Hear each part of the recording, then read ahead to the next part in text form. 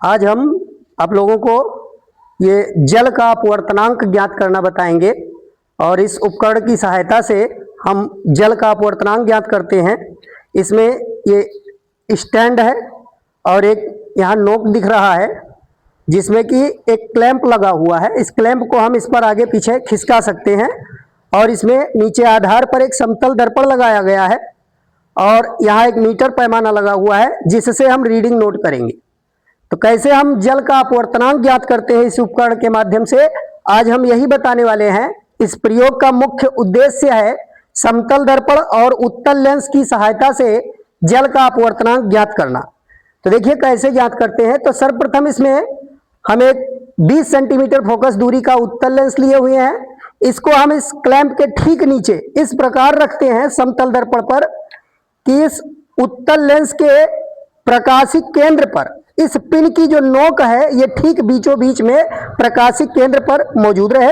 इस प्रकार से रखते हैं और उसके बाद में इस क्लैंप को धीरे धीरे इस ऊर्ध्वाधर स्टैंड में लगे पैमाने के सहारे इसको धीरे धीरे ऊपर नीचे खिसकाते हैं और साथ में ऊपर से हम इस सुई का जो नोक है इसके प्रतिबिंब को हमें इस उत्तल लेंस के भीतर देखना है। अब इसको ऊपर धीरे धीरे हम इस पिन के सहारे खिसका रहे हैं और इसको इस प्रकार से खिसकाएंगे कि जो पिन लगी हुई है उसका उल्टा प्रतिबिंब हमें दिखाई दे। जिस बिंदु पर उल्टा प्रतिबिंब दिखाई देगा बस उसी बिंदु पर हम क्लैंप को आगे पीछे खिसकाकर इस प्रकार समायोजित करेंगे कि पिन और इसके प्रतिबिंब में लंबन ना रहे। अब देखिए कैसे करते हैं। हम धीरे धीरे इसको कुछ ऊपर ले जा रहे हैं। अब यहां से हमको ये दिखाई दे रहा है, इसमें इस पिन का एक प्रतिबिंब दिखाई दे रहा है। ये बिल्कुल प्रकाशिक केंद्र पर इसके होना चाहिए और उपकरण हिलना नहीं चाहिए। बहुत सावधानी पूर्वक यह प्रयोग किया जाता है और धीरे धीरे हम ऊपर खिसका रहे हैं और खिसकाते समय अब हमको यहाँ देखिए थोड़ा थोड़ा प्रतिबिंब इसका दिखाई देना शुरू हुआ। अभी ये पूर्णतः समायोजित नहीं हुआ है, इसमें जो प्रतिबिंब दिख रहा है वो भी साइड में है और हम धीरे धीरे ऊपर खिसकाएंगे। ऊपर नीचे इसको तब तक एडजस्ट करेंगे जब तक इसका प्रतिबिंब और इस सुई की नोक में बिल्कुल लंबन समाप्त हो जाए। Yes sir. अब देखिए यहाँ पर इसका लंबन ये समाप्त हो चुका है। यहाँ हमें इसके जो प्रतिबिंब जो दिखाई दे रहे हैं उस प्रतिबिंब और पिन की नोक यहाँ दोनों पर देखिए यहाँ रीडिंग भी यहाँ लिखा हुआ है कितने सेंटीमीटर पर ये ऐसा दिख रहा है।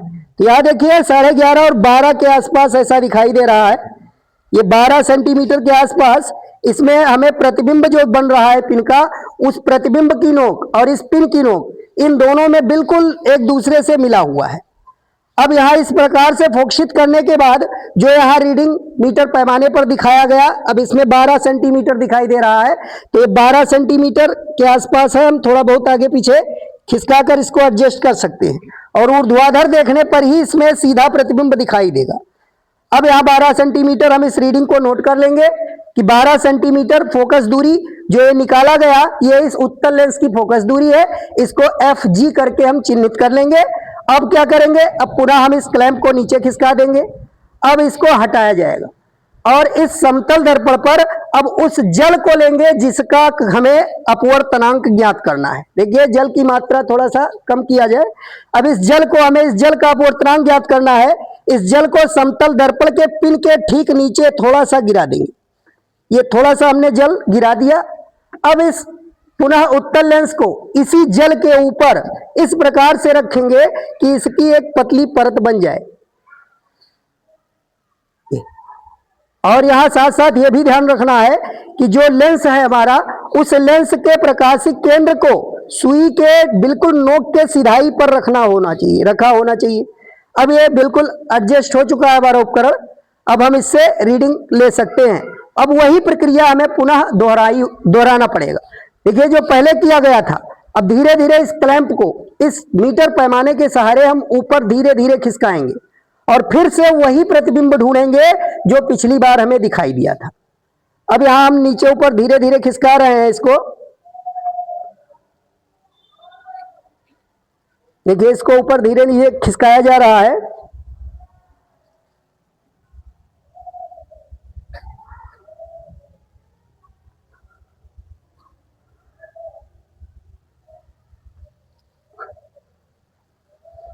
इसका प्रतिबिंब अभी दिखाई नहीं दिया है, थोड़ा और ऊपर जाने पर यह प्रतिबिंब धीरे धीरे इसका लगभग यहां दिखना शुरू हुआ।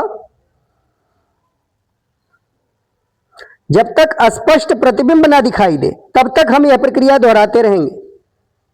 देखिए अब इसका कुछ प्रतिबिंब दिखाई दे रहा है, लगभग नीचे ऊपर इसको खिसकाया जा रहा है और ये पहले से अब ज्यादा दूरी पर जा चुका है।